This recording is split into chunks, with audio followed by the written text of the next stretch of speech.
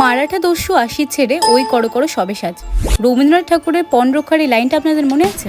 আজকে আমরা যে মুভিটি নিয়ে কথা বলবো সেই মুভিতেও এরকমই দস্যুদের উল্লেখ পাওয়া যায়, কিন্তু তফাৎটা হচ্ছে এটাই কি এই দস্যু হচ্ছে জলদস্যু অর্থাৎ পাইরেটস। মুভির মধ্যে আমরা দেখতে পাবো পণ্যবাহী কিছু জাহাজের মালপত্র বাজেয়াপ্ত হচ্ছে একদল গ্রুপের কাছে। এরাই কি দস্যু?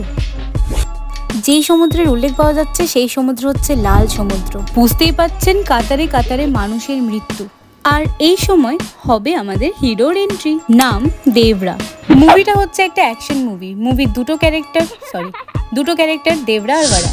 দেবরা আর ভাড়া একে অপরের পুরো অপোজিট। দেবরা হচ্ছে বাবা এবং ভাড়া হচ্ছে তার ছেলে।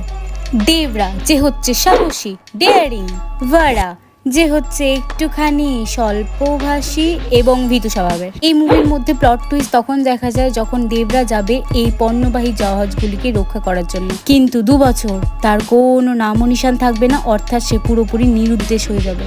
দেখার বিষয় হবে এই সময় কিভাবে ভাড়া সাহসী হয়ে উঠছে এবং নিজের বাবাকে বাঁচাতে চলে যাচ্ছে। আসতে চলেছে মেন টুইস্ট, যেখানে আমরা দেখব ভাড়া কিভাবে ডেয়ারিং হয়ে উঠছে।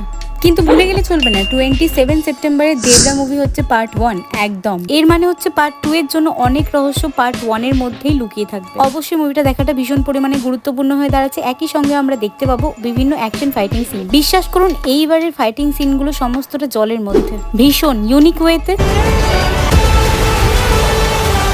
Wow, just amazing. Let's go.